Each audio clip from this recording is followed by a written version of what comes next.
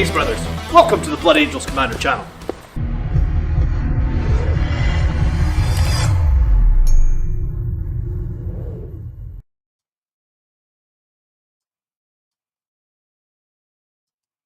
Hello, greetings. How is everybody today? I'm quite a bit of pain tonight, but we're here to look at army lists as we always do. I think it's just my neck. But yeah, I'm pretty swollen. Good evening though. Crisp Delicious. Morgo. I was just actually watching Rings of Power on Lord of the Rings. On Lord of the Rings? It is Lord of the Rings. On Amazon Prime before I came on here. So good evening, Morgo. Alunda, hello. Jim, Nathan, Dermot, Lamented Sons, Toughness 5 could be nice. What, for me? Yeah, I mean, I need Toughness 8. This is like the third, it's the third serious injury I've done to myself this year, it feels like. Toughness 4 doesn't make it anymore, guys. I need more toughness. We got 4 lists to look at tonight. From Burgosaurus, this is first ever list submitted. We've got Lamented Sun. I see you here in the chat. Good evening, Lamented Sun. We've also got Morgo. I bumped you up because you said you got a tournament in like 10 days time, so I figured we got to get your list done as well. And then we got Dark Ginger. Anyone else that isn't mentioned, you're up next week, and I think I've got 4 or 5 lists for next week, so quite a few people have been submitting lists this last week. Half the price of Terminators, says Keith Dog. Oh, Lamented Son, thank you so much for becoming a member for... I can't actually read that on my screen right now. I thought you were a member before. Well, regardless, thank you so much for becoming a Battle Brother. It really is appreciated. Good evening, Reziel. Ben says, howdy from Texas. It's been a long time since I was able to join. Nice to see you, Ben. Yeah, we have a lot of people in here now. Was watching Ring of Power more or less painful than your arm? Here's the thing. I read Lord of the Rings once when I was about probably like 12 or 13. So that is like over 25 years ago. So, yeah, I mean, like, I remember the book-ish. I remember they cut stuff with the Lord of the Rings movies. But I think the problem is, and this goes for every good book that you read in your entire life, right? Like, typically the book is always going to be better than the movie or TV show. It doesn't matter how much money they have to spend on it or how long they work on it, anything like that. Imagine if your favorite book became a TV show or a movie. They would probably cut things to make it fit within the hour episode time length or the 2-hour length of the movie. They cut things that you think are important or maybe not, but like regardless, I think it's a problem. Like your imagination, like one page in a book, your imagination can do so much. But I don't actually know what lore they've changed in Rings of Power. So I guess as someone that hasn't read Lord of the Rings in 25 years and is just looking to enjoy a TV show, it's okay. It seems okay. I don't know enough about the lore to understand why people are hating it, but I guess some people are hating it. Have I watched Andor? I really enjoyed Andor, Lamented Son. That's probably my favourite Star Wars show on Disney+. I preferred it to all the others. I think Obi-Wan, Mandalorian, and wasn't there a third one? Boba Fett. Yeah, Boba Fett was... Yeah, I really enjoyed Andor. And I really enjoyed Andy Serkis in Andor. He was really good in that series. Good evening, brothers. Good evening, Robert. How you doing? Rezel says there's nothing good in Rings of Power.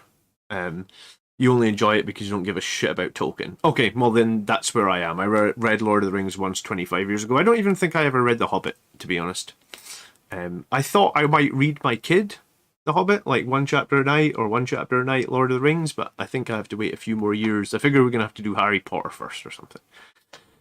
Cool. Well, thank you for being here, guys. If you do enjoy tonight's stream at any point, then make sure you do hit that like button. I do really appreciate you when you do that. I have a few more videos. I've actually been working on a few different videos this week. So I was feeling down and out, I guess, when I broke my arm on Wednesday, like feeling really down and out. But all the positive comments we got here and some of the ideas, so I actually think I'm going to be able to do most of the content that I thought I would be able to do. The only thing I really can't do at the moment is probably like actually painting and modeling, but I might see about playing a game this week. I might give it one more week because I didn't do too much physical exercise today, and I have been really, like, I say I didn't do too much. I went for a walk earlier, and like my app was telling me that I did. Let me see. This is possibly too much. Yeah, I mean, I don't know. I can't show you my watch, can I? No. But I've got 9,866 steps today, and that's way too much for someone that broke their arm like 3 or 4 days ago. I'm feeling fairly tender, so I might give it another week before I try and play a live game, because I guess when you're doing a live game, you're walking around the table a lot. You also have to be like switched on, and it's kind of the evenings that's the hardest, because I guess like the weight of my arm, I'm wearing this like sling around my neck that's pulling on my arm all day long, and your arm's pretty heavy, I guess. Doesn't help that it's super swollen right now, so yeah, by the end of the day, my neck's pretty exhausted. Smaller game, yeah. I mean, we could do I think I probably will do a 1,000-point game. I never do a 1,000-point list, so I think maybe we'll do a 1,000-point game next Wednesday. So I'll have something different come out this Wednesday, and we'll see how we get on. I mean, if we compare to where I was on Thursday, where I felt like I was almost like, I felt like the next 8 months, the next 8 weeks of my life has been ruined. I feel like I'm progressing pretty quickly. 10,000 steps on like 3 days after doing that seems fine. What do we think of Astera and Moloch? I'm not sure what that is. Oh, is that new Space Marine captain they released today? I did see over on Warhammer Community. I sort of caught Valrak's stream a little bit. Where is it? I think it's the Black Library. Is this it? No. Was it this? Why they sure? This is why I don't keep up with the community posts. They put out too many posts every day. I can't keep up. I've got kids, man. How am I gonna get through all these community posts? Is it this one, the Warhammer preview? Okay. Oh, I thought this was who you were talking about. Is this who you're talking about? Captain Vitarian Messinius. No, this is someone different. He's the Minotaur Chapter Master. Why did he get announced? I saw this guy was announced today. I mean, what is he? He's a captain with a power fist and a... Is that a Volkite or is that a plasma? I think it's a plasma pistol. Does it say what gun he's got? Is that Volkite or is it a plasma? What's it supposed to be? It's a plasma. So there's already rules for a Primaris captain with a power fist and plasma, because there was a store exclusive model that came out before. So I do like the wreathed helmet on the Primaris. It's not something we see too often. I think it's pretty cool. So where is this new Forge World model? I have to Google it. Oh. I noticed also potentially the special edition of the book where I guess Sanguinius boards the Vengeful Spirit is coming. They got some other special editions of Armageddon books as well. Alright, hold on. What's this one that DTM doesn't watch any of the Warhammer community, just waits for me or Auspec Tactics. Well, Auspec Tactics always beats me to it, dude. That guy's a machine. Props to him, Phil. Like, he must... I think I work a lot on YouTube. That guy just must not sleep, honestly. Is this him?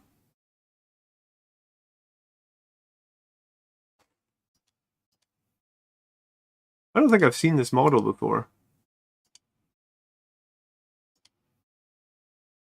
Is this a new guy?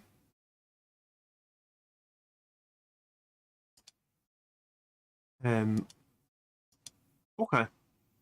Alright, well, regardless, I guess this new captain is cool, but I mean, it doesn't really bring anything fresh or new to the table.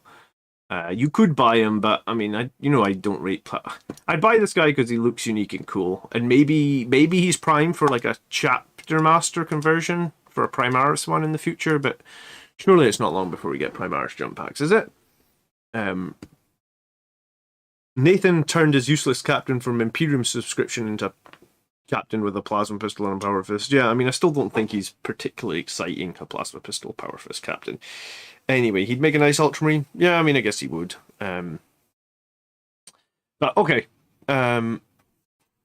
Let's have a check then for the first army list for tonight. It's Burgosaurus. Who's going to overcharge that pistol? No one. It's such a pointless... It's so pointless that like a 150 point character can have a pistol that will kill himself in a roll of a 1 for 1 extra damage. Even if it was like base damage 2 and it did potentially like 4, still no one's going to do that. Or maybe somebody would, but it's really annoying. What are your thoughts on the latest Meta Watch update that shows Chaos Demons occupying 17% of the top 5 positions in the tournament this year to date? I played Chaos Demons at the GT that I was just at, and I felt like I couldn't kill them then. I managed to draw with them 84-84 in points, which I was really pleased about, but like at the end of the game they had loads left and I had like 2 models, or maybe it was 3 models, maybe it was my Whirlwind and like 2 intercessors. I was just desperately scoring points, trading as best I could. I was getting slaughtered left, right and centre, so I think Chaos Demons right now are really, really good. How do you deal with them? I mean, I don't know really. Like, pick secondaries that you can score, try and use Rights of War or something to get on primaries. It's really difficult. Chaos Demons are really, really strong. How do I feel about the balance in general? I mean, I've done loads of videos on that I think personally 45% to 55% is too big a margin, and Games Workshop should really be aiming for 48 to 52.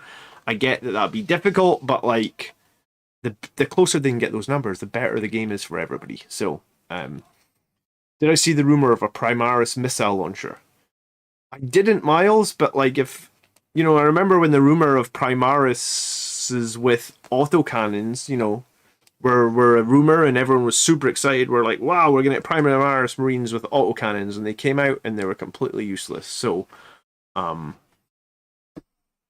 guess I'm waiting for jump packs for Primaris Death Company, weapon options for Primaris Death Company, Primaris Sangry Guard, and some better characters for Blood Angels. Like, I'm waiting for a lot.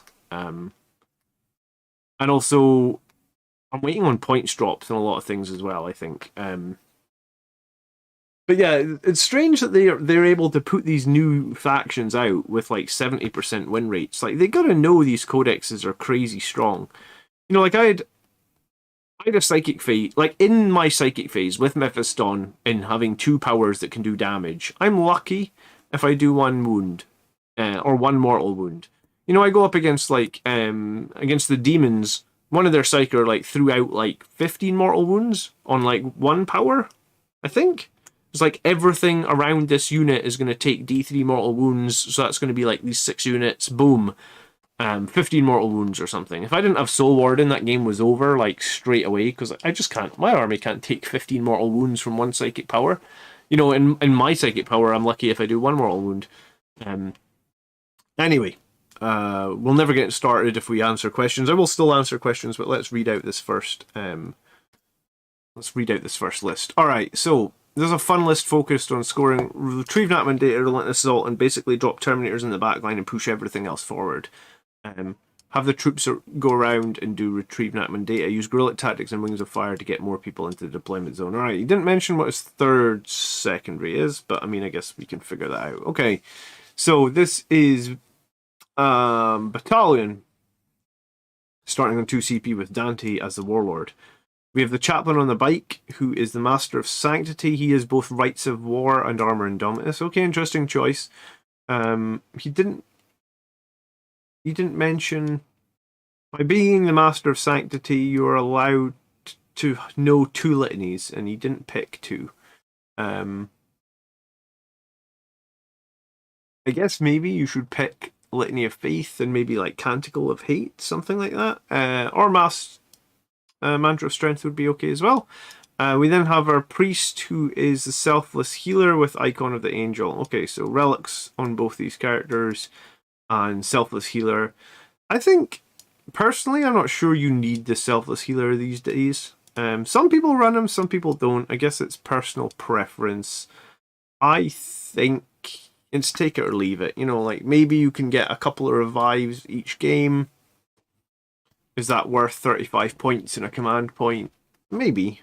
35 points being like one more model. It's tough, I guess.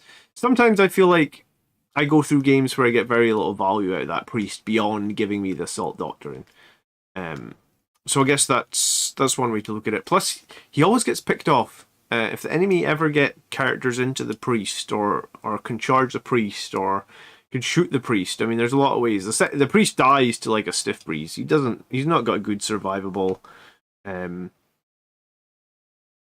we need a full Blood Angels update again? Says Ben. They do need a full overhaul, Ben, because our dreadnoughts don't have any viability in 9th. Our Ball Predators don't have any viability.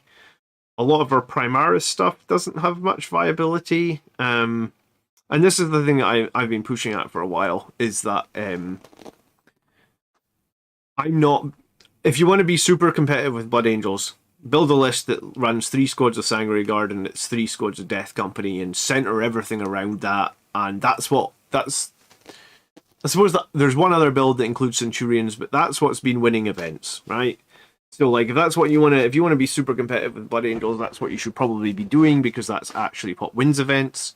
If you want to enjoy the game and have fun and actually use some of the models that you've bought, like I do, then I guess you have to be outside the meta a little bit. All right, we got, I think this is 5 Blade Guard veterans. With a sergeant with a pistol, we've got Death Company with 5 Thunderhammers, we've got our Redemptor Dreadnought with Frag Storms, Rocket Pods, Plasma, and Gatling Cannon. Super minor, but you're better off just running Stormbolter over the Frag Storms. I feel like it's the same strength, it's the same number of shot, or sorry, same strength, same AP. You're just statistically always going to get more shots with the Stormbolter, and you can shoot the Stormbolter in combat as well. So just Stormbolter is better here. I mean, unless you're fighting like Poxwalkers, the Stormbolter is pretty almost always going to be better, right?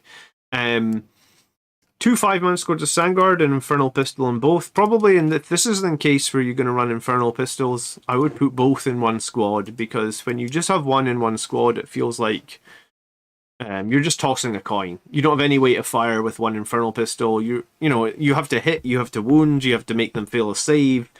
There's 3 dice rolls, so with one pistol you're tossing a coin. Maybe this Infernal Pistol will do damage. At least if you have 2 of them, you can at least then play the squads around. Alright, this is my squad with 2 Infernal Pistols, so they should be moving further or whatever. But I think if you just put 1 in each squad, it's kind of like you're just rolling the dice and hoping. You've mainly got swords, which I think is the right call right now. I think my 5-man squads I'm running at the moment are 4 swords, 1 axes. But, I mean, that's kind of fine. Another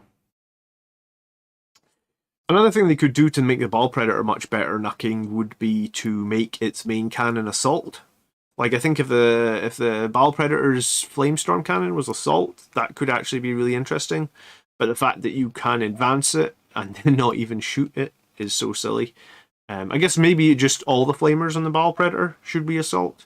Like I'm not talking about giant changes to the rules to make things competitive. I'm just talking about common sense changes. Like, because one of the things you can do to a Ball Predator is give it those engines, right? So it can advance the 6 inches extra.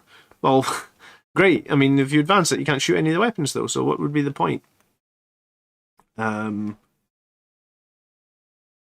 Okay, where are we? We then got Terminators with 5 Thunderhammers, and I think 5 Thunderhammers is maybe overkill and also leaves you quite one-dimensional. The guys with Lightning Claws are really survivable now. Like, really survivable, because they're on a 2-up save with Armor of Contempt, and they've got 5-up in Van as well, and they get 3 wounds. So I think in doing that would let you put a Teleport Homer on the squad, and it would save 15 points to put elsewhere. That's probably what I would look at doing. And then you've got 1 squad of Outriders. I really dislike Outriders. I don't think they do a lot of... I just don't think they do much damage, period. I get that they may be useful for actions, but not that many, because they can't do stuff like data. I think if you want to run a 5-man squad, if you want to run some fast attack, I would run either, and there's a few options, for about the same number of points. I'd run a couple of land speeders, maybe just with multi-meltas, or you could run like a land speeder and assault squad. A land speeder and assault squad would be like 25 more points, which is almost the same as just changing 2 of those Thunderhammers into Lightning Claws, like I said. So you could do that, maybe drop the Blade Guard Veteran's pistol. I mean, the Neo-Volkite pistol is a low valuable upgrade, right? It's like 1 extra pistol shot that can maybe do a mortal wound or something. So maybe like a land speeder and an assault squad would be a lot better here. Or the double land speeder, or what else is good in fast attack? Maybe I was going to say attack bikes, but maybe not. I mean, attack bikes, because you've got the Chief Apothecary does synergize nicely with attack bikes, but you kind of need the 3rd attack bike to make that work, I guess. I was going to say, you could probably make the 3rd attack bike work if you drop your Blade Guard Veterans to 4. That could be a possibility here. It might also be nice to have 2 squads of Phobos troops as well if you're trying to do retrieve NAC1 data. And obviously you've got no Whirlwind here, so you've got no real way to deny Overwatch. So you have to be pretty, or to make enemies fight last. So you have to be pretty on your game in terms of like where you're charging. Outriders, a 5-man squad, should be about 150 points. I couldn't agree more. I think they're trash. The fact that they get less attacks than like assault intercessors, and assault intercessors kill like nothing with their chainswords, and you're not going to waste putting them on assault doctor on your outriders when you've got like Sangry Guard and Blade Guard and Terminators. Like, you're not going to put the outriders into assault doctrine. So I think outriders are. I was super excited. I actually started building like 6 outriders when they first came out. They badly need an overhaul for Blood Angels, and there's no customization on the Sergeant as well. It just kind of sucks. I don't know why Primaris models are so poor in terms of customization. Anyway, so what's good about this list? I mean, behind enemy lines seems like it would make sense if you've got this squad of Terminators or Relentless Assault. You could definitely do with. If you're going to do NAC1 data, I feel like this list isn't really. Like, to do NAC1 data successfully, I feel like you want like a tiny little squad of Servitors, or you want a little squad of Voidsmen that you can just jump into a board quadrant and NACMAND with. I mean, you could do that with an assault squad as well. But that's something that, if you don't do that, I think NACMAND's not the greatest choice. And I think the other thing that I said on this week's show is, like, if you want to be really successful with Blood Angels right now, I think you need to have an idea behind the 3rd secondary, right? Like, and we don't have too many great choices. We have Oath of Moment, which is okay. With Fury of the Lost, it's slightly better. We do have Death from Above, but no one really plays it. So, yeah, I guess the things that I would change for sure is, I don't think the Outriders bring much value. I think the Blade Guard are actually really difficult to run because they're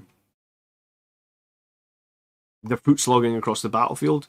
So I would much, for 180 points for that many Blade Guard, I think you can get like maybe, it's 21 points a model for Death Company with chainswords, right? So 180 divided by 21 should be about 8. Yeah, so you could run like 8 more Death Company with bolt pistols and chainswords. I think that would be better than the squad of Blade Guards. You put 8 times 21. You probably have enough points there to put a couple of special weapons on as well. Yeah, you could put 2 Infernal Pistols or 2 Power Swords or something into that squad there. Selfless Healer, I'll leave that one up to you. I think you should obviously experiment with Selfless Healer, see if you think it's valuable. I would take Litany of Faith on my Chaplain because I think protection against mortal wounds is super important. And Terminators, I would put 2 guys in with Lightning Claws for sure. And then just be aware that, like, I think sometimes if you want to make Dreadnoughts work, don't know if one dreadnought is the right answer. Dreadnoughts are one of these things where like it feels like if you want to have success with dreadnoughts, you need to run at least two. And I think this is what someone was saying about like battle predators. Like, if can I run battle predators? Are they any use? And I was like, they aren't any use. It's not the cost of one ball predator, it's the cost of two, because one on its own is probably not going to be enough weight of fire. And in my experience with the Redemptor Dreadnought, especially because the macro plasma is D6 shots, if you have one Redemptor Dreadnought, you're going to roll the number of shots, you're going to get one, and it's going to do nothing, because one plasma shot is not really going to do all that much. You're going to want two, so that you at least have a little bit of weight of dice on those number of plasmas, so if one rolls one, you kind of hope that the other one would roll high and average it out. That's kind of where it's at. Wolf's asking, he's just starting 500 point Blood Angels list, what should he be getting? And Reziel said that Sanguinary Guard and Death Company were a good shout.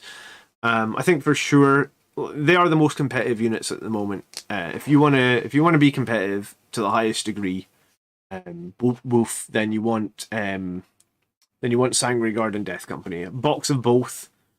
5 Sanguinary Guards like 150 points, 5 Death Company is about 100 points depending on the weapon options that you give them. So that would get you 250 points along the right lines. Then beyond that, you could probably buy Dante, because like loads of people run Dante, loads of people think he's a really good chapter master. I think he's okay, but he's definitely core in a lot of people's lists, and a lot of people manage to use him. So you could probably buy those, and that would give you the best part of like 500 points. You probably need a troop choice as well, which I would probably recommend a box of incursors for, and then that would be a very simple 500 point list, something like that. Okay. The model of the Redemptor is a cool model. I actually have 3 Redemptors. I magnetized all of them as well, so I could switch off the plasma cannons, but yeah, my experience of Redemptors in tournaments is they are pretty decent. I run them before and after Armor of Contempt. I just think you always need to run multiple of them, and then there's a few cases where they're not very efficient. It would be stuff like Harlequins or Dark Eldar, or maybe even Death Guard. They're not very efficient into, but I do like Redemptor Dreadnoughts. They're obviously very scary in melee. I just don't. Personally, I feel like I wouldn't run one Redemptor Dreadnought. I feel like it's a big target. If you've just got one of them, it's just going to get shot off. But I guess you could argue that with 2, it's a tough one, right? It's like the only thing I have to go by is like the rule of 2 that we sometimes talk about, and like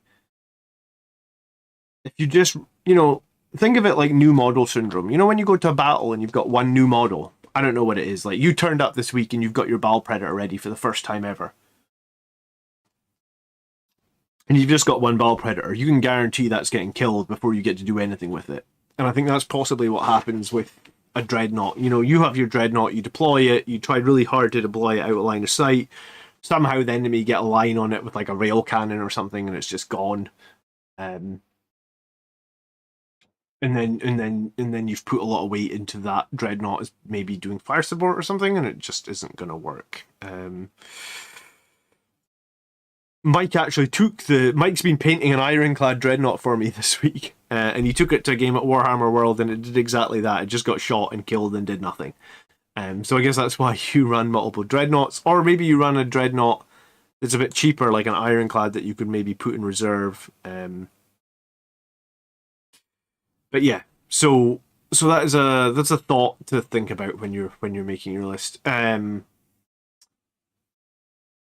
played a lot of Ninth and having played a lot of tournaments, my thought is I really dislike Blade Guard veterans at the moment. I think Terminators are probably situational depending on the meta, and I think Outriders are really, really, really, really, really, really, really bad. So I think you change those 3 things. And when I ran Terminators, because I did run them to 2 events, I knew what was in the meta, and what was in the meta in one event was Orc Buggies, and that's why I took the Terminators, because their Chain Fists do 3 damage into the Orcs. And the other one was like, I knew I was into, I think it was going to be Admech? And they have like those crazy weight of fire from Wrath of Mars or something, so it was like 30 shots. They're strength 3, but they're auto wounding on 5s. No, sorry, not 30 shots, 60 shots. So you just have to make like 20 saves, and then the Terminators with their basically 1-up saves, 0-up and covers were actually very, very, very useful. But I don't think Terminators are bad, but I think most people at the moment just feel like you get more out of Death Company or you get more out of Sandguard. But I mean, there is an argument if you want more durable unit that's going to linger and can cause problems. There is an argument to take Terminators. I don't dislike them, but yeah, I think at the moment with the points dropped to Sanguinary Guard and the points drops to Death Company, a lot of people have leaned much more heavily on those than Terminators. But Terminators aren't bad. I like them. I would run them in an event again, but I think at the moment I'm kind of hamstrung by the fact that I'm going to be doing Fury of the Lost. You could also run, Carl's saying you could buy a box of Death Company and run 4 as a Sanguinary Guard and kit bash one of them into Dante to save some money. That would be potential, yeah. I don't own any Relic Terminators, Reziel. Maybe that it's something I've been wanting to add to for ages. I've been wanting to add Stormbolt or Lightning Claw Relic Terminators. Okay. Lamented Sons is the next list, and he's going to be running Lamenters. You would hope by his name that he was going to be running Lamenters. He's running Born Heroes and Hungry for Battle. Born Heroes, I believe, is +1 to hit when you charge, and Hungry for Battle is +1 to advance and charge, right? I need to check that. Hungry for Battle, I'm sure, is +1 to advance and charge, and Born Heroes is +1 to hit when you make a melee, when you make a charge move. Now, I don't know why you would think each time a model with a tactic makes a melee attack, if your model made a charge move, add 1 to the hit roll. Whirlwind of Rage. Each time the model with the tactic makes a melee attack, if the model's unit makes a charge move, was charged, or perform a heroic intervention, an unmodified 6 skulls an additional hit, right? I think, statistically, Whirlwind of Rage is going to be better than Born Heroes in every situation, Lamented Sons, because I mean, like, if you look at, like, let's say a Thunderhammer, right, which is normally -1 to hit, so it hits on 4s. So in this case, if you charge, you hit on 3s, right? So that's 66% chance to hit, right? Whereas if you still hit on 4s but 6s score a double hit, then it's exactly the same, because it's a 50% chance plus 0.16666 scores an additional hit, so it's exactly the same. Whereas the advantage of Whirlwind of Rage means if you get charged, you're still getting the bonuses. If you heroic intervene, you're still getting the bonuses. So, mathematically speaking, as far as I can see, Born Heroes is essentially a redundant successor trait. Like, if someone wants to... DTM's in the chat, he was here a few minutes ago. DTM is as good, if not better, at maths than me. He always corrects me or tells me the math when I'm trying to figure it out. So, statistically, DTM, or anyone else that's good at math in chat, is there any situation where Born Heroes is better than Whirlwind of Rage? I don't believe so. I really don't believe so. Yeah,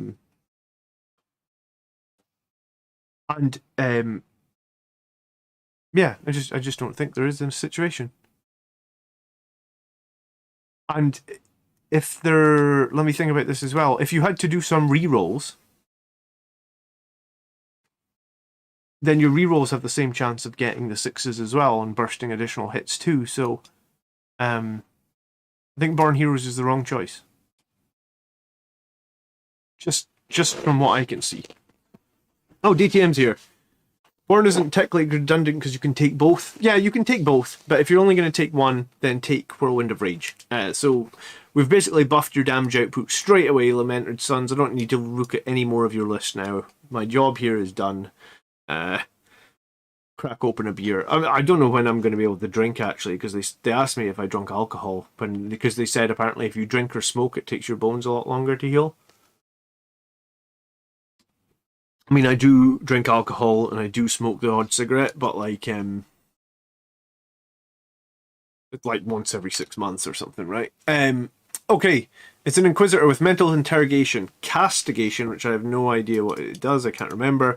He's Alpha Class Psyker, which means he knows a couple of psychic powers. He has a Black Shroud, which makes him -1 to wound. He's a Chainsword. He has another Ordo power. I didn't realize you could take 3 powers. I think that's a 5-up for Bikers and Infantry. He also has Psychic Mastery. This guy's got a lot of shit that I don't know what it is, actually. Bollocks. Okay, it's been a little while since I played Ordo, or my Inquisitor. I've actually got this Inquisitor I was going to be building in the Christmas holidays. Hopefully, hopefully my arm's healed enough that I can build my Inquisitor. Alright, let me check. He's given him Alpha Class Psyker is select 1 psychic model from your army, knows 1 additional power. Yeah. Warding is warding incantation? Yeah, so that is the 5-up invuln for infantry or bikers. I feel like there's less value in that now with Armor of Contempt, but I guess there is some value. I think you've picked too many powers then, because you've got Mental Interrogation, you've got Castigation, which is roll over the enemy's leadership for D3 wounds, and warding incantation. I don't think you can take 3. I think you can add 2. Black Shroud, I'm sure, is -1 to wound. But then I need to check what Psychic Mastery is for an Inquisitor. Black Shroud is -1 to wound, just anything into the Inquisitor. Psychic Mastery. And then Arbiter of the Emperor's Will. I don't remember what that is either. So, Psychic Mastery. Oh, right, so you've given a Warlord trait so he knows a 3rd power, I guess. He can attempt to cast 1 more and deny 1 more. So, okay, so he can deny 2 and he can cast 2. You get a lot of stuff out of the Inquisition for 60 CP, right? 60 CP, 60 VP. And then you've also given him the stratagem Arbiter of Emperor's Will. Let me check what that is. Arbiter of Emperor's Will. Use a stratagem before the battle. Select 1 Inquisitor and model from your army is not his Warlord. Determine a Warlord trait, and you can also give him the Relic. Right, yeah, so why have you spent 2 CP on him? What am I missing? Because Arbiter of the Emperor's Will is going to cost 1, and it's going to give him Black Shroud, and it's going to give him Psychic Mastery. So what's the extra CP cost for? Go explain that to me, Lamented Son, because it's Sunday night. It's been a busy weekend. You don't need the Alpha Class Psyker CP spend. Ah, okay, cool. So it'd just be -1 here. Okay. Alright, so that starts you in 2 CP. Cool. Alpha Class Psyker is what again? Oh, well, you would need Alpha Class Psyker if you want to select 3 powers. I don't know if you need 3 powers, honestly. I think you would probably be good with 2. The low value ones here are probably Castigation or the invuln save, maybe. You can think about that, right? Hey Morgul, good evening. We've got your list up next. Hello, Highland Phoenix. Nice to see you. Good afternoon, James. Everybody, I hope everyone in chat is doing well. I'm doing okay. I'm a bit swollen. I see the doctor at 20 to 10 tomorrow morning to decide if he needs to operate on my arm. So, hopefully it's feeling better. But I did too much today. I did almost 10,000 steps today, and don't you need Alpha Class Psyker to cast 2 powers though? I guess yeah, you would need it if you want to cast 2 and deny 2. I feel like this Inquisitor's more for interrogation though, right? In a deny than I think if I was taking in because I've been thinking about taking an Inquisitor for a while. I think I spend 1 on Arbiter of the Emperor's Will. I do like the idea of the Black Shroud to make him more survivable. I like Highland Phoenix's idea of Psychic Veil to make him also more survivable. And then he's just there to either do Psychic Mastery or to deny. And I guess he can smite if you need him to smite, something like that. Alright, you got Captain with an Infernal Pistol and a Relic Blade, and he is your Warlord with Rights of War. I do love a Rights of War Captain. You have a Librarian in Phobos armor with Mind Raid, Tenebrous Curse, and Reliquary of Gathamore. The Reliquary of Galathamor, to me, feels like it needs to be stacked with something else to get value. Have you got something else that's doing this? No. Is -2... I was going to say, is it -2 or is it -1 to cast? If it's just -1 to cast, I'm going to say absolutely ditch it. If it's -2 to cast, I'm going to say maybe keep it. Alright, so it's a -1 to cast within 18. If the psychic test is failed and a 4+, that model suffers mortal wounds. I feel like psychic armies are going to cast anyway. The only way you're going to stop it is if you take like the Reliquary of Galathmore and a Calixis Assassin. But I think on its own, -1 to cast isn't that important. I also think if you are running Librarius and Phobos Armor and you have a second Psyker, then you don't need to pay the extra CP up here for Alpha class Psyker, because then you already got like Librarian and Phobos Armor can deny once, right? I don't think I have this model. I got it with like the Vanguard Marine set, but I don't think I've ever run it. I'm so used to just playing my Chief Light. I'm sure the Librarian and Phobos Armor can cast 2, deny 1. I'm like 90% sure. He can cast 2, he can deny 1, yeah. Okay. So you already got 2 denies. I probably wouldn't spend a third CP I wouldn't spend a CP to get one extra deny. You got 3 squads of Assault Intercessors. I think Assault Intercessors are fine. You've put something on here. 2 of them are 6-man. Okay, I mean, that seems a bit random. I think if you're going to spend 114 points on a squad of Assault Intercessors, then I would just make it a squad of Incursors and give them the mine, so that they're much more difficult to charge. That'll help against things like Sisters of Battle or...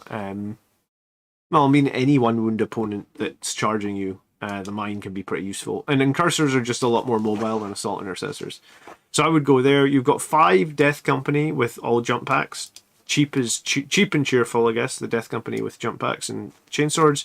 You've got 5 Sanguinary Guard with swords. You've got like quite a large scout squad here, actually. Scouts with knives, scouts with sniper rifles, scouts with shotguns.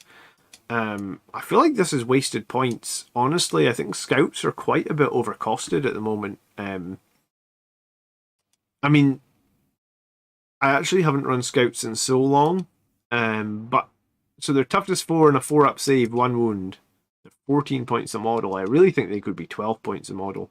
They do get Armor of Contempt though, right? Yeah, I mean, if you're going to run scouts, I mean, I don't have any aversion to scouts themselves, but like I think you would have to run them as like a cohesive squad, like all snipers, like 5 snipers, I guess. But even then, they're taking up an elite squad. They're not that useful. I own 15 painted scouts, and I don't think I've fielded them in like 2 years. I fielded them all the time in 8th edition because you needed scouts for your CP generation, but you really don't need them anymore, and they're really not that good. They don't do much damage. They've got like no AP in combat. They've got 1 wound and a crappy save. I mean, I don't know why you would include scouts. If they're the models you've got, great, but like if we're talking about models to chop off, then this squad of scouts for sure could be considered to be chopped. You then have 3 squads of 5 Vanguard veterans. Let me be right back. My daughter just woke up. Just give me a sec.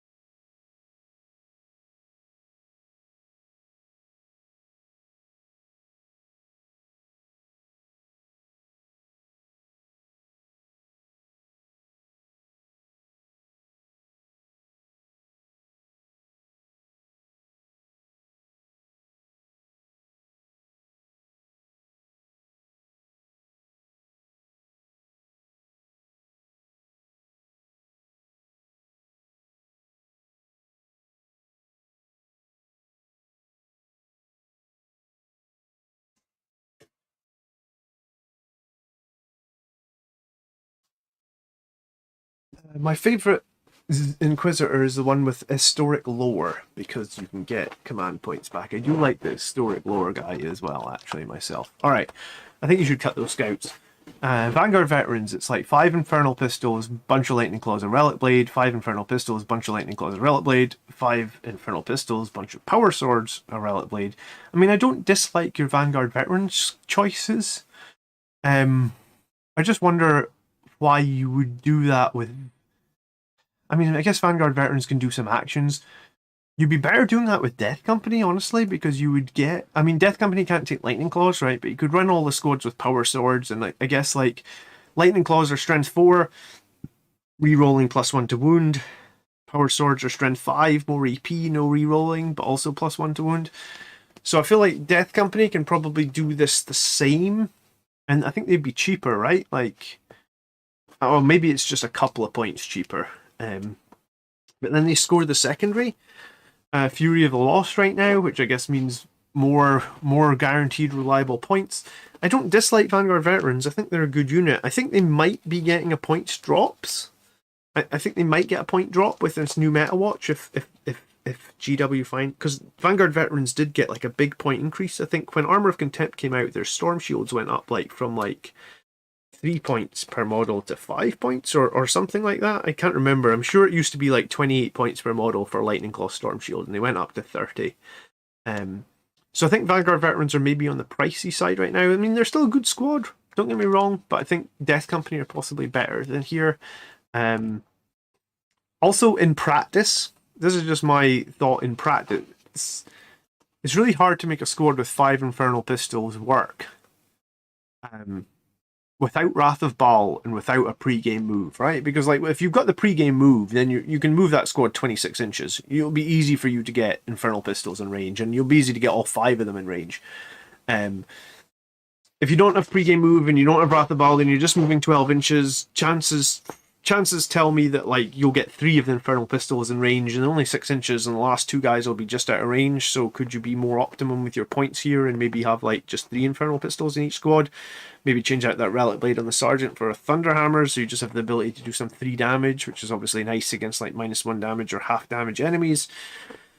The Vanguard Veteran choice is not bad, but I think it could be made better. You then have 3 Assault Squads, and we've got double Metal Guns and Infernal Pistol and Power Sword in each. I mean, I like your Assault Squads in general. 6 man in each, I guess that lets you do NAC 1 data and stuff. Yeah, so we then have Eliminators with Las Fusils. Quake Bolts on the Sergeant, which is cool, and you've got 2 Landspeeder Storms. Okay, so I guess the idea is that Landspeeder, the Scouts are going to be in the Landspeeder Storms. I didn't even know Scouts could be combat squadded, but I assume that they must be able to be combat squadded if you have 10 of them in 2 Landspeeder Storms. Yes, you do. Never run a 10-man Scout unit in my life. Okay, Lamenting Sun says he's changed his list at the submission. The idea with the full boss librarian was starts from front with concealed position and Inquisitor sits further back or goes center doing objectives. I mean, both those ideas are fine. And I actually do like Mind Raid as a power. I also like the power that... I think it's the Curse power, the one you mentioned. I think this one is the one... The power that I actually like for the full boss is the one that slows enemy movement. Is that Tenebris Curse? Yeah, you remove... You half that unit's movement, you subtract 2 from advance and charge rolls. I mean, I think that's a cool power to have. I think it's useful, especially if you're fighting something like a Catan or something. If you can just be like... I've done that to Nightbringer before, actually. I think it was like the Nightbringer moves like 9 inches. Well, if you can just suddenly be like, well, you just move 4.5, I think it would round down. Or maybe it rounds up, I don't remember. But double Infernal Pistol on the Scout Squad leaders. I mean, you could move some of those Infernal Pistols onto your Scout Squad leaders. It's sort of a weird choice where the Scout leader can take a double Infernal Pistol. I mean, you could do that.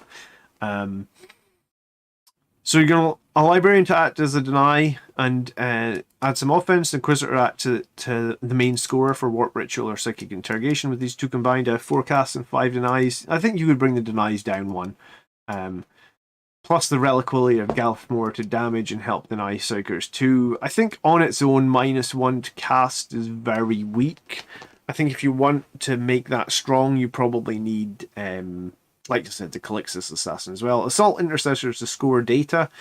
Scout squads after land speeders can do it as well, and this can also link into relentless assault behind enemy lives. Other alternatives are engage on all fronts. You know, shock tactics would be good here. I don't like Blade of Sanguinius myself because it doesn't score that well. It's not the most meta list. Yeah, I mean, if you change this to have some more Death Company in it, it could actually become slightly more meta. And I feel a little bit sad you don't have a Chapter Master. I always think that Chapter Master gets his 40 points back in value quite a lot.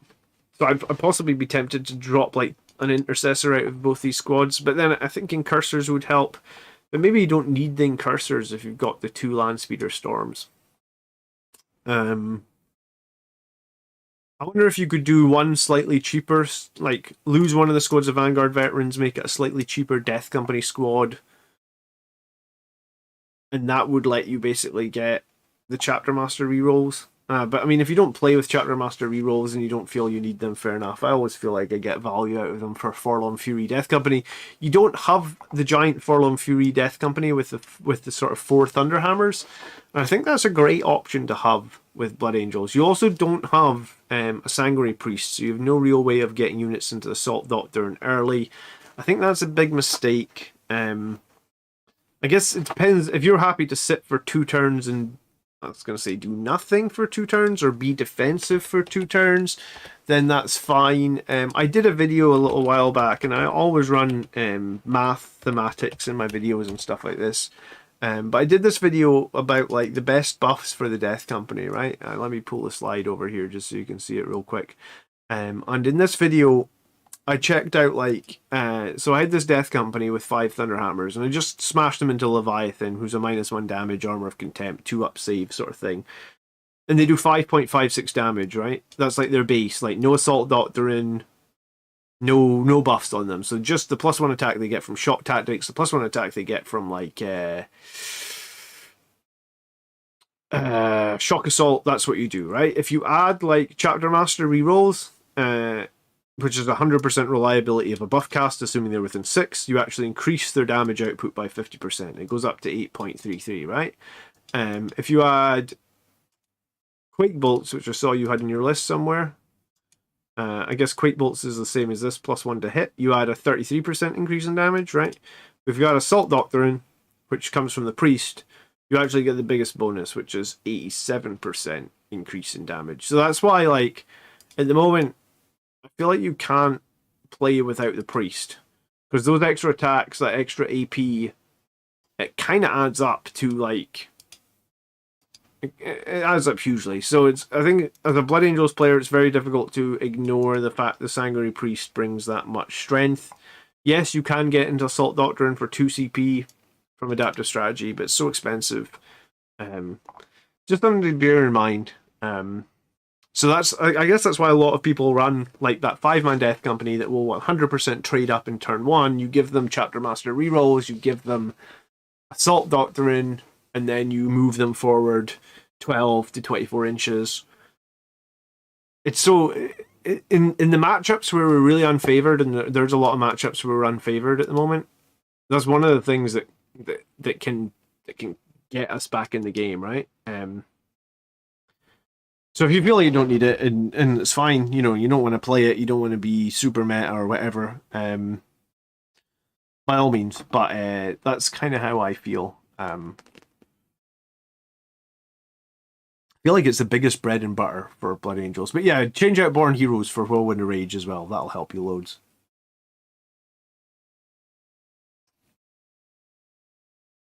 DTM is going to go out on a limb and assume he doesn't have a Scout Sergeant modelled with twin Infernal Pistols. Has anyone ever modelled a Scout Sergeant with twin Infernal Pistols? This is the real question. Okay. Margot, good evening. Alright. Wishing you a speedy recovery. Thank you for that. I have my first tournament on the 17th and 18th of December. 5 rounds, most points scored wins. I'd love to get your feedback on the list I was thinking. I mean, in most of tournaments, it's most points win. Most points scored wins. I mean, Are you making fun of me here, or is this just what you're saying? Because I think that's usually how the game. It's like I've been watching the World Cup. Whoever scores the most goals wins, right?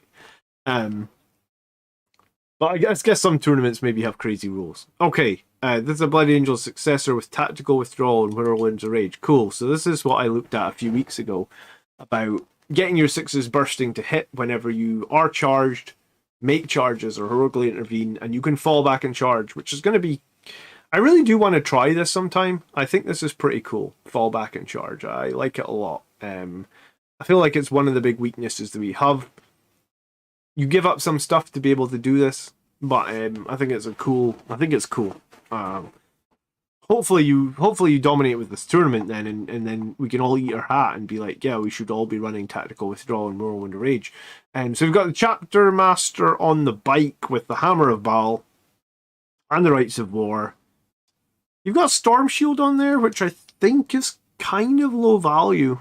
I think you'd be better off having an Infernal Pistol because the Storm Shield gives you a 2-up save. That's literally the only difference it gives you is the 2-up save. So it's a 2-up save, but you don't have Armor of Contempt, or it's a 3-up save with Armor of Contempt. So it literally only helps you against AP0 weaponry. Against all other attacks, it's exactly the same. But you could flip out and put an Infernal Pistol on there for 5 points cheaper. And obviously an Infernal Pistol, yeah, I said it already, one Infernal Pistol sometimes does nothing, but sometimes one Infernal Pistol does sneak through on a Chapter Master who needs to be in the thick of it anyway because he's rocking the Hammer of Baal, and when that Infernal Pistol does sneak through and does 8 damage, or you shoot it on a character that has no invulnerable save, that can be pretty decent, right? So this, I haven't run the Storm Shield. The Storm Shield gives you +1 for your regular save, not your invulnerable save. So anything with it's only going to help you against AP0 weaponry. So if you get shot with AP0 with a Storm Shield, you'll save on 2s, and the non-Storm Shield, you'll save on 3s. If you are on AP -1, you'll both save on 3s because so it only helps you in AP0, and I feel like most people aren't trying to kill your characters, especially like a bike chap. A captain on a bike is going to be toughness 5, right? You're not typically going to be trying to kill toughness 5 models with AP0, mass AP0 fire. He's probably going to be screened anyway, so he's like when your captain gets hit, it's going to be hit with like -2, -3, which is all going to be on your 4-up invulnerable anyway. So yeah, the Storm Shield to me feels like if you've modeled the bike with the Storm Shield on it, rip it off maybe and try and get an Infernal Pistol on there, or just glue a holster to the side of the bike and just tell your opponent, oh, the Storm Shield's there just for decoration, right? Save your 5 points if you can. You then have an Assault Intercessor squad, and it's 5 guys, and you're giving the Sergeant a Plasma Pistol. I feel like you'd be better giving the Sergeant a Power Fist. Well, you could give him a Power Fist if you save the 5 points here. You'd be better giving him a Power Sword or Power Fist for sure. One-shot Plasma Pistol is sort of always going to play second fiddle to like 4 or 5 attacks with a Power Fist or a Power Sword, right? With much more EP and much more chance of wounding, right? R4K just started Blood Angels with a starter box and an Indomitus box. Which unit should I prioritize to get started? The Blood Angels starter box, I think, comes with Infiltrators, a Chaplain, an Impulsor, and Aggressors, right? And then Indomitus has... Oh shit, it's been a while since we did Indomitus. Definitely not the Outriders from Indomitus. What was... Wow, someone's charging $200 from Indomitus. Harsh.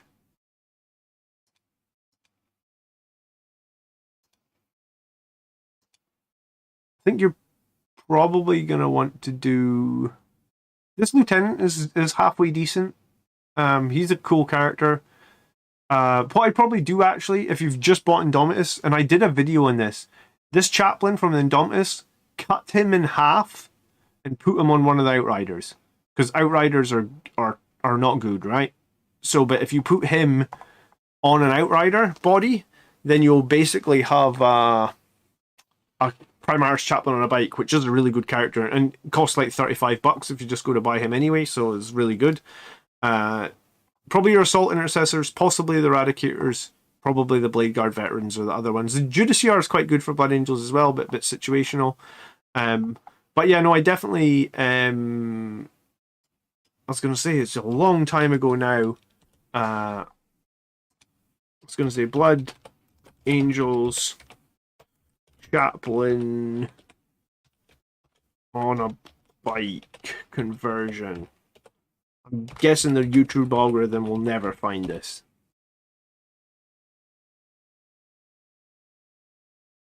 Unfortunately not.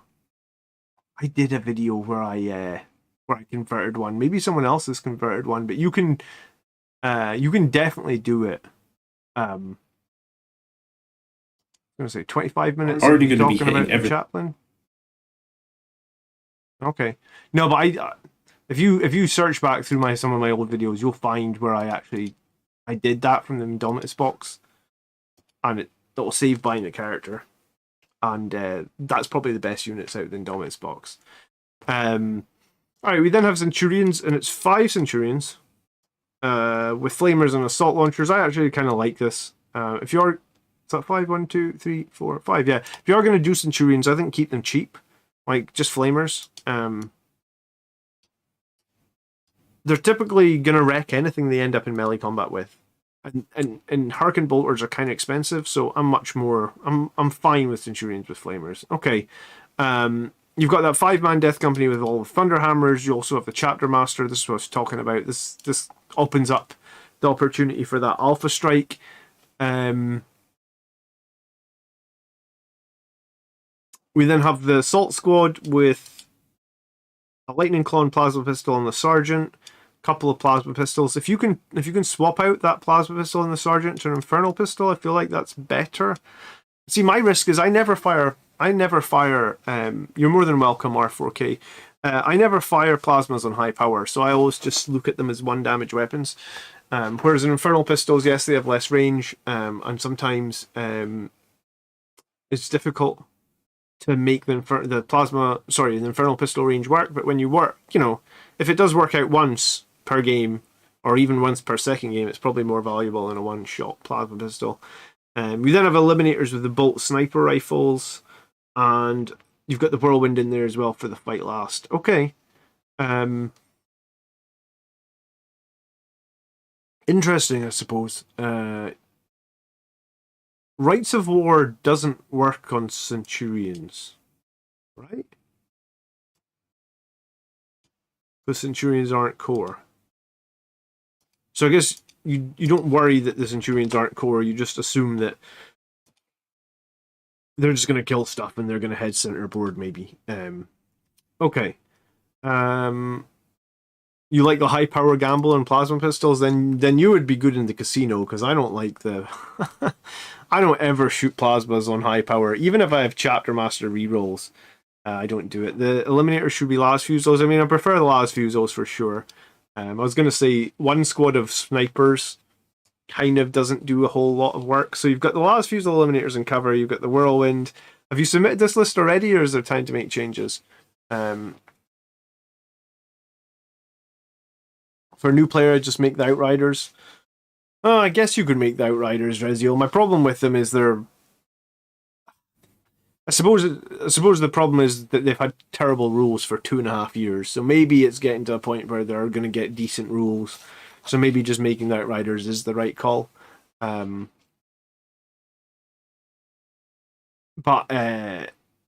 they've been ignored for a long time, and GW haven't seemed to care about them. I've got to the point where I guess I'm frustrated with Outriders. Okay, so the Centurions... I mean, I'm trying to think if you could go with a smaller squad of Centurions in a game this size. But if you did go with a smaller squad of Centurions, let's say you went with like a...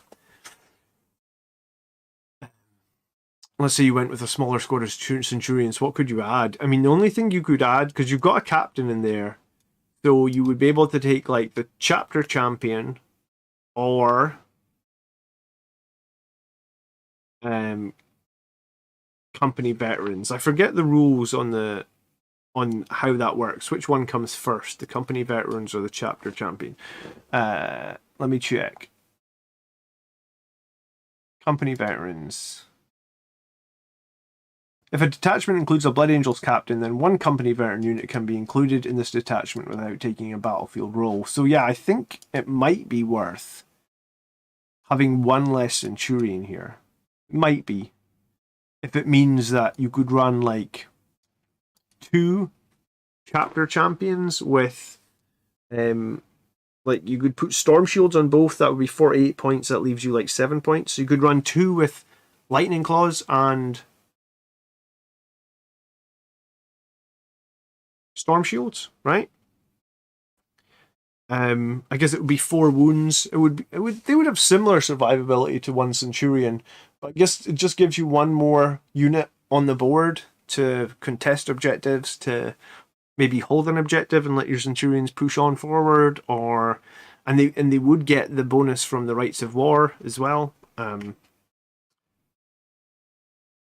That's about the only thing I think I would change in this list.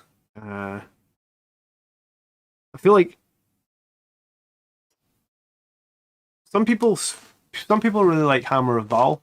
I think I prefer Armor Indomitus on a Bite Captain over Hammer of Baal, but in 1,000-point battles, if you get in there first, sometimes that's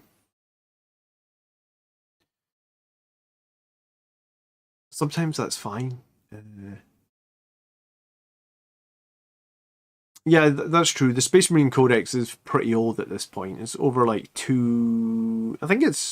I think it's over 2 years old now. So Space Marine and a lot of people have rumored like there's a new Space Marine Codex now for a while. So I guess take that as what you will. Okay, apart from yeah, I mean personally I like to have Armor Indomitus on the captain rather than the Hammer of Baal.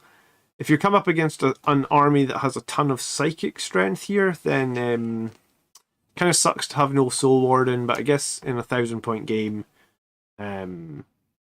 something has to give, right? Like you only have that one Assault Intercessor squad, so it's like Rights of War versus Soul Warden. I guess there's probably advantageous situations to both. And I like Rights of War a lot.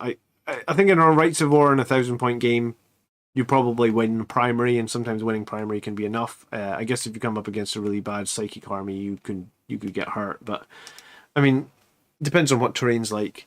Yeah, so I think the only thing I'd probably do is I used to run 3-man Centurions with Flamers in 2,000 points, and I used to think that was okay. So I think you could probably do 4-man with Flamers if it gives you a situation where you could have one more unit. I think if I could have one more unit, I mean, the other unit you could almost get here is a land speeder. I mean, there's some way you could juggle some points here to maybe get a land speeder potentially. You need 70, one Centurion's 55. You lose that plasma pistol off the Assault Intercessor. You lose the Storm Shield off the Captain. That gives you 65. I guess you can't quite fit a land speeder. That's annoying. Yeah, I guess that's annoying. But then maybe the idea of a couple of veterans that could just be like ninjaing around the side of the board just to come up on one objective and maybe do some damage with lightning claws. You don't need to score quite as much. Yes, well, if you don't think you need to score quite as much on 1,000 points, then maybe Soul Warden is a better pick than Rights of War. But personally, I would pick Rights of War just because it's something I'm more familiar with, and I feel like I can get more play out of. And if you are more focused on tabling, then maybe the Hammer of Baal is the right course over Adamantium Mantle here as well. Okay, no, I mean, this is a cool list. Big blocks of Centurions just scare me a little bit in case that they ever get picked off. And there's not much, like if the enemy has a lot of firepower and they can see the Centurions and they can do big damage to them in a single turn, that's the thing that always scares me with putting like... I mean, I don't like putting 180 points into Sandguard when I lose a whole squad in a turn, so putting, 275 points into Centurion scares me a little bit. But yeah, for the most part, I think it's cool.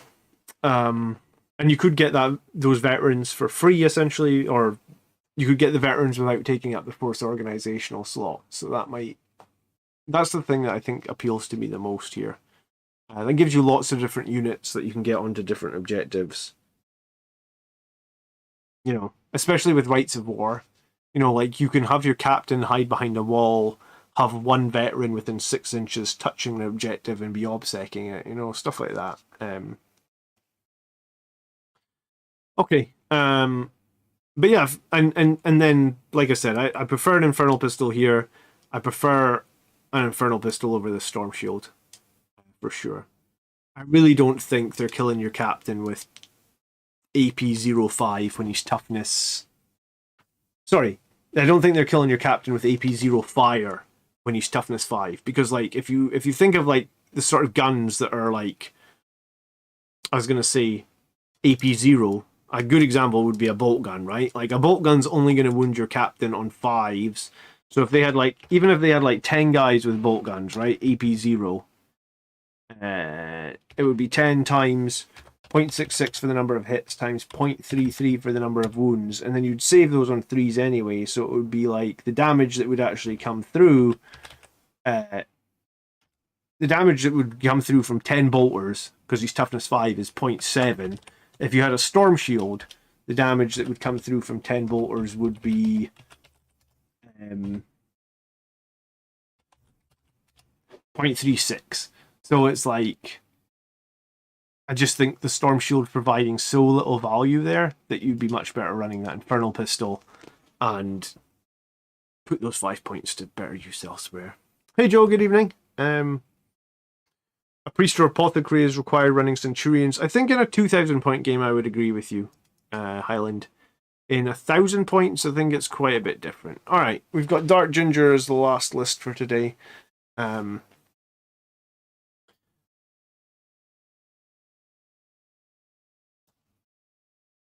a new Auspex video on leaks. I haven't been following leaks recently, Carl, because there was so many leaks. There was Blood Angels leaks that were getting, like, I can't even remember. I did 2 videos on the leaks last time, and then literally the day after I made the video, someone was like, "Oh, these leaks are bullshit." So I was like, do I need to waste my time doing videos on leaks if, like, I'd rather just be ready and do the video when we actually know what the hell the rules are. Oh, Margot, thank you so much for the... Morgothron donated MX $125 via Super Chat. $125. Great food for thought. Crazy. Thanks Thank for you the so feedback, much. John A. All. I have no idea the Mexican exchange rate, but regardless, thank you so much. I'd love to see your 2,000 point list when it comes in.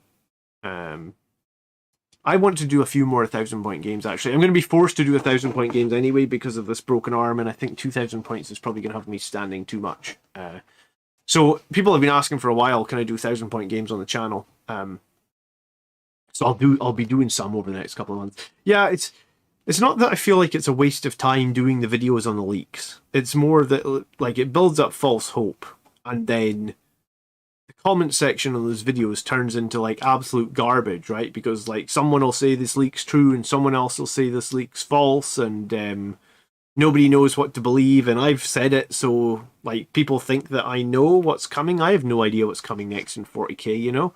But because I've said it, like, now, you know, I wouldn't have said it if it wasn't true or something. The leak videos are a nightmare.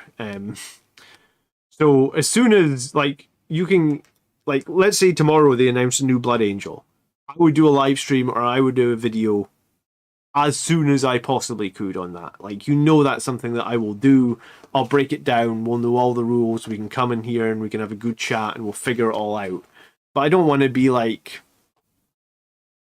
Yeah, I guess I don't want to cover a leak that, like, 24 hours after it's posted, someone's like, hey, that's complete bullshit. You know, it was posted by this random guy in Reddit and there's no truth to it. So, all right, we've got Dark Ginger's list. And he's mainly playing Tyranids, Imperial Knights, Chaos Knights, Grey Knights, and now the Votan. All right, so this is a battalion with 2 CP.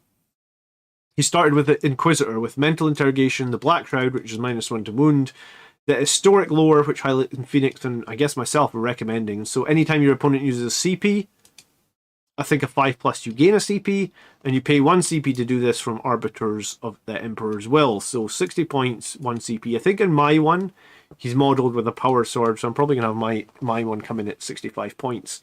From last points change with a good discussion live stream. Yeah, I mean, absolutely. You can guarantee that I will do live streams or I'll do content around verified new rules, and we can talk all of it about.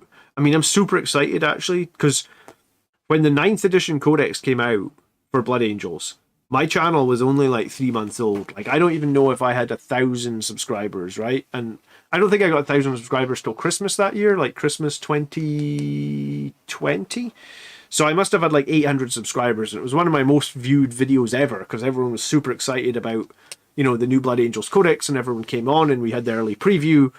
So I'm super excited to do videos like that again for actual verified rules flaws. So I'd love to do it, and I will do it. I'd just rather do it with the real rules than some leaks, I guess. Right, so we got Chaplain, Litany of Faith, Canticle of Hate. So we've got Protection Against Mortals, we've got the +2 to charge, we've got the Adamantium Mantle on here. He is the Master of Sanctity. He also has an Infernal Pistol, and obviously has a Crozier and the Wiserator. Alright, so we've got Chaplain, who is going to be Litanies on 2s, casting twice, and also has a Feel No Pain. And he's got an aura, Feel No Pain. It's Feel No Pain against aura, Feel No Pain against mortals, I guess. I think in this case, I might actually have just given him Soul Warden rather than Adamantium Mantle, because I don't think he's only like a 4-wound chaplain, right? I don't think that I feel like a 5-up Feel No Pain is all that valuable on a 4-wound chaplain.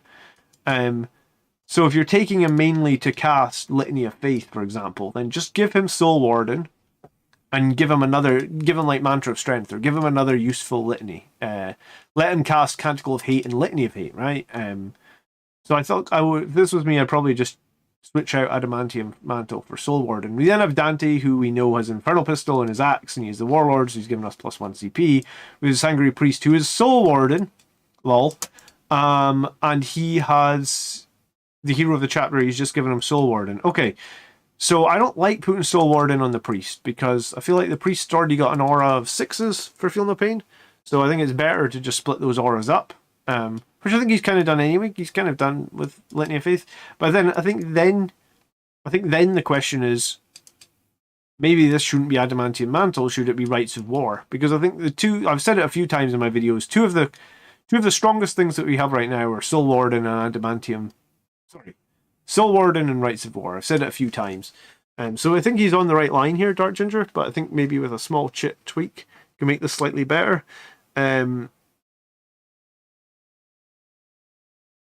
Oh dear, Zinch, where are the line breaks? Yeah, where are the line breaks in this one? I don't know what program this was exported from. Anyway, we've got Assault Intercessors, Incursors, and Infiltrators. All of those are just standard squads. We've got Death Company with 4 Thunderhammers and a Power Sword on one guy. We've got Death Company with 5 Power Swords, Infernal Pistols. We've got Death Company with Infernal Pistols and Thunderhammers. And then we've got... No, this doesn't work. We've got a 4th squad of Death Company. You can't have 4 squads of the same unit.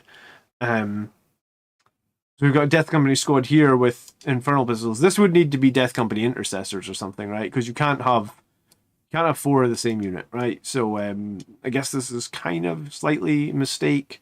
He then has 1 squad of Sangard with 3 Infernal Pistols. He has 3 separate Land Speeders, which is cool, all with multi-meltas. I think that's actually pretty good. We got Eliminators with Las Fusils. I think one of these Eliminators has Quake Bolts. And then we have the Whirlwind as well. Yeah, so the thing that this list falls over, I guess, is this squad of Death Company. I think you could probably run a second squad of Sangard here, or I guess you could run Vanguard Veterans. I think Death Company Intercessors, while it would give you 4 Death Company, it would help you score Fury of the Lost. I think Death Company Intercessors, for me, I don't know how you make them work. Like, I kind of want... I kind of want to run a list where I would run like 3 Impulsors, 3 Death Company Intercessors, and then 3 Death Company regular Marines, and then like Lamartas or something. And it's like you're going to get 15 Fury of the Lost guaranteed every game.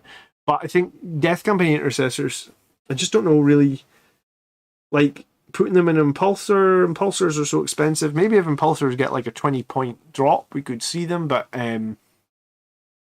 this one here kind of breaks this list a little bit, I guess.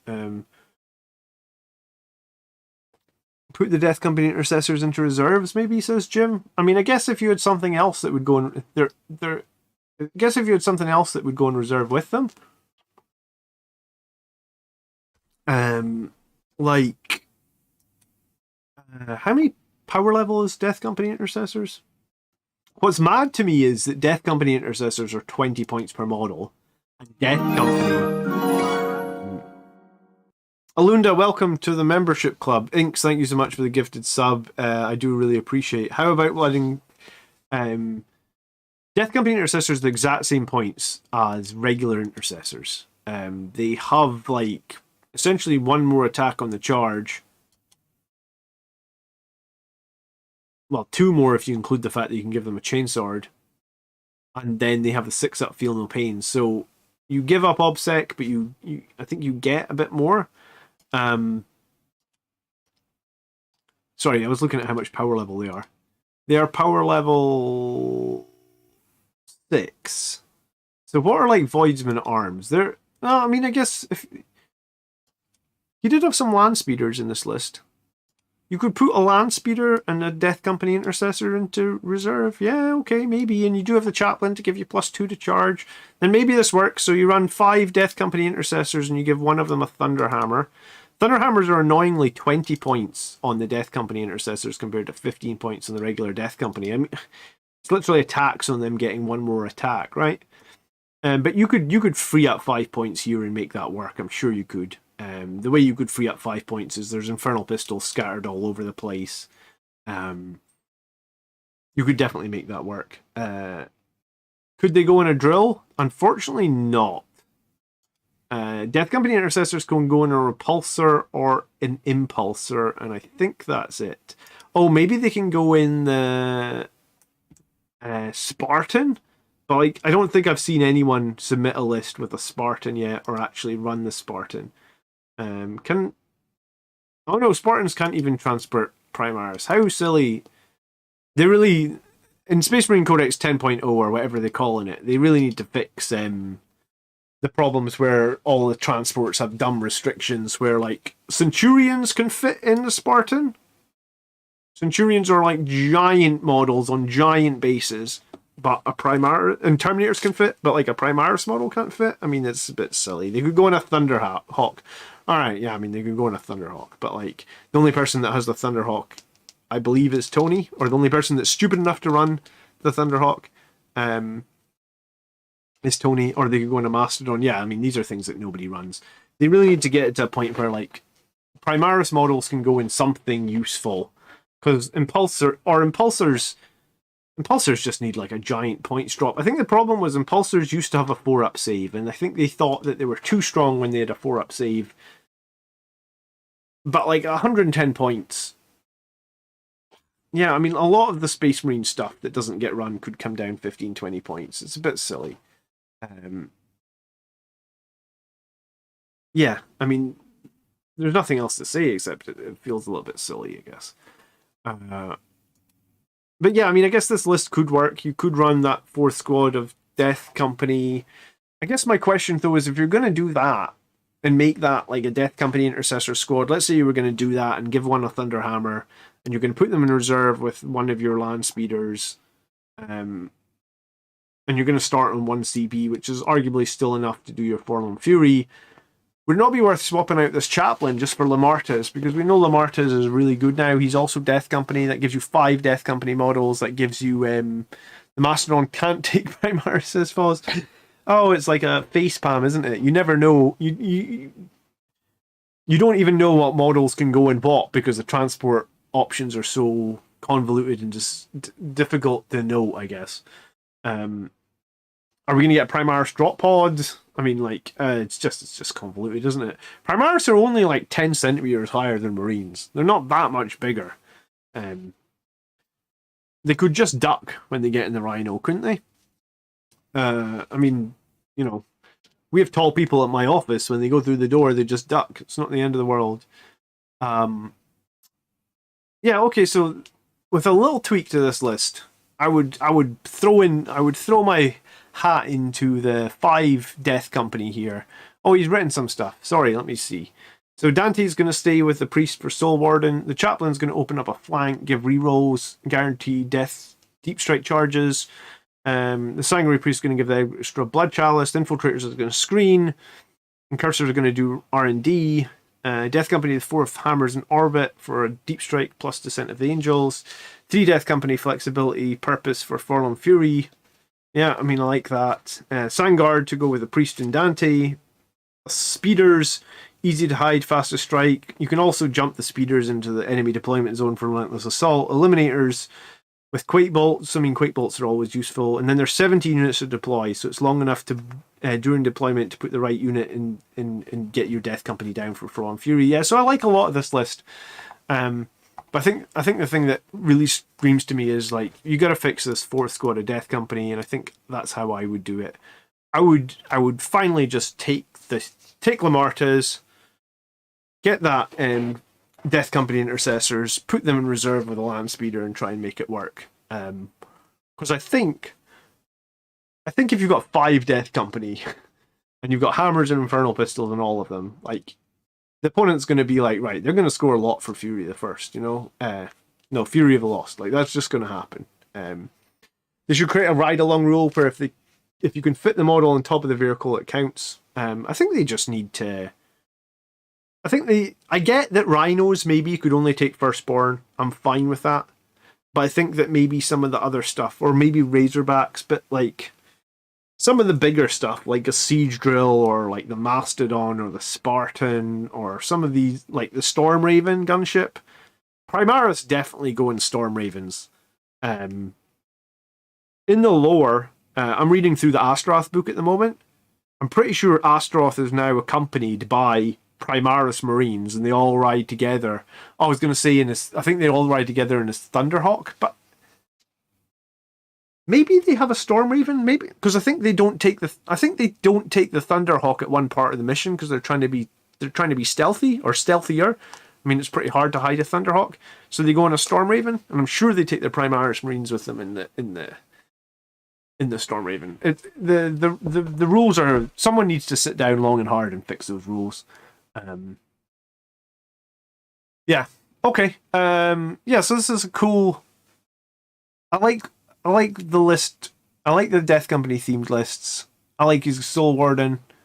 I would like Rights of War in there as well. I think that's useful. I like to overlap. I like to have 2 bubbles of mortal protection if you can. Has James Workshop explained to you why you can only upgrade captain lieutenants into the Lost? No. I mean, last edition, me bothering you, we could only upgrade captains, and it costs CP. But you're right. I don't see there should be no, like, Psychers can fall to the Black Rage. Chaplains could fall to the Black Rage. I mean, there's no reason that they couldn't. I think I saw another question from you. You were saying, how about running Blood Angel successors as Whirlwind of Rage and Warded? Pick the litanies and move the relics. I think Whirlwind of Rage is a really good one. I've covered Whirlwind of Rage a few times in the last few weeks. I forget. I think Warded is the 5-up army wide against mortals, right? Oh,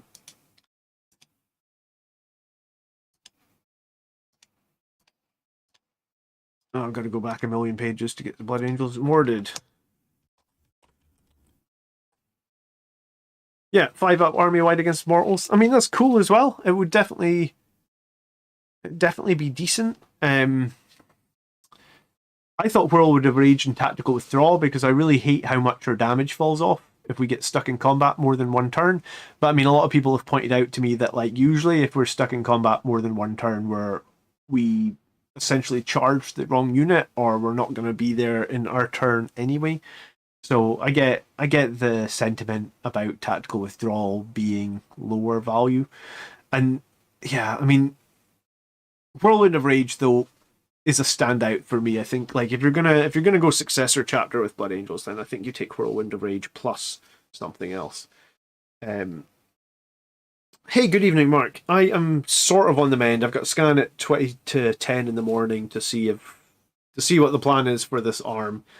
I don't know if they're going to take it out the cast because I've got it in this big giant like sling for 3 or 4 days since Wednesday when it happened, or Wednesday morning. I really so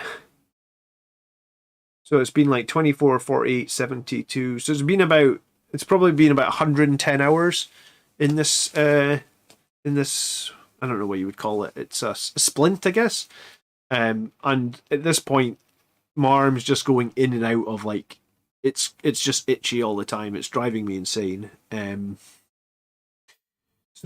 I mean, if I wasn't itchy, I feel like I would be good to go. The itchiness is driving me insane. But yeah, I'm on the mend. I think there's a lot more strength in my arm already. I'm using my stress ball, which is a little jack skeleton, to try and keep my strength up in my fingers because they were getting pretty stiff. I guess you don't realize that if you don't use your fingers for 3 or 4 days, they go pretty stiff, huh?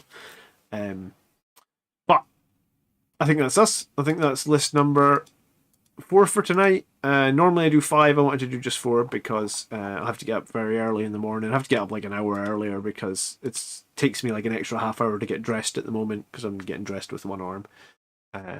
So that's fun. So yeah, that's our list for tonight, guys. I appreciate you watching. I've got new videos coming out this week for sure.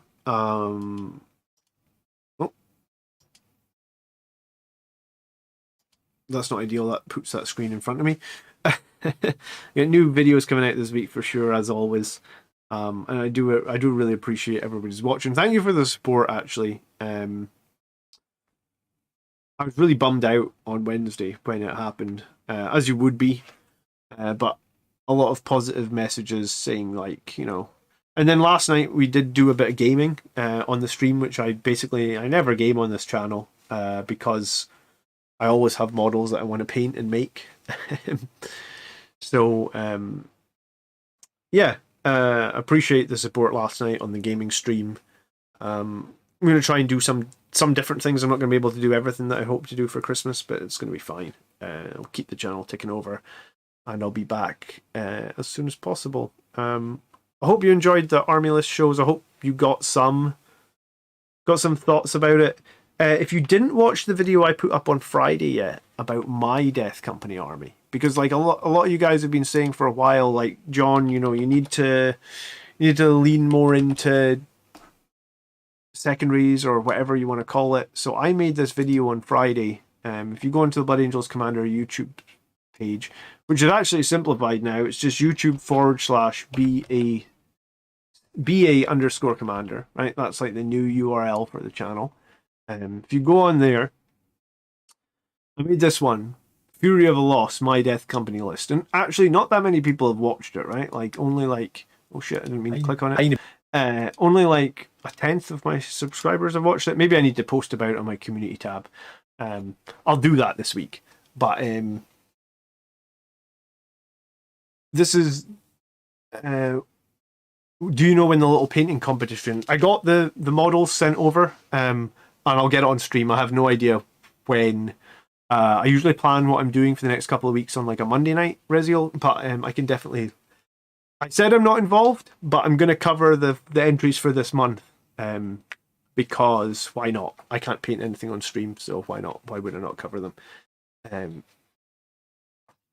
Friendly reminder that Marty's only cast litanies on Death Company. He does indeed, and I think. Fortunately, when I was running him in my games recently, I've been running him next to my Death Company, and that's what I've been focused on. But it's good to remember that it only counts on Death Company. Yes, easy one to overlook. Okay. Yeah, so I'll be back at some point this week. Thank you for watching. If you haven't checked out my Fury of the Lost list yet, have a check it out. That's the list that I played against Votan 2 weeks ago, which I beat. And keeping my 100% win rate against Votan, might I add. But I'll be playing that list, I think, a few more times. And I think that's the list I'm going to be iterating on towards for my next GT. Because I'm still fishing for my first GT win. I don't just want to run 3 squads of Sangre Guard and 3 squads of Death Company to win a GT. I would like to win it with like a bit more of a variety army. But Death Company, I guess, is where I'm at right now. So yeah, if you haven't watched that video, check it out. And I'll see you guys. I'll see you guys sometime this week. Definitely a couple of live videos coming out. 50-50 yet if we're doing a live game this week, but I'll let you guys know closer to the time. We'll see how I cope with 2 days at work. I have to move around a lot at work. I have to walk to work. We'll see how my arm's holding on. So, alright, enjoy your evening. Thanks for watching. I'll catch you guys in a couple of weeks. Thanks so much for the super chats as well. And as always, thank you to everybody that has a green name. You guys are super appreciated. And to everybody that also has a grey name, you guys hanging out, showing up, bumping up my numbers, and just supporting the stream as well is also super appreciated. So thanks so much, guys. Catch you in a few days. Peace.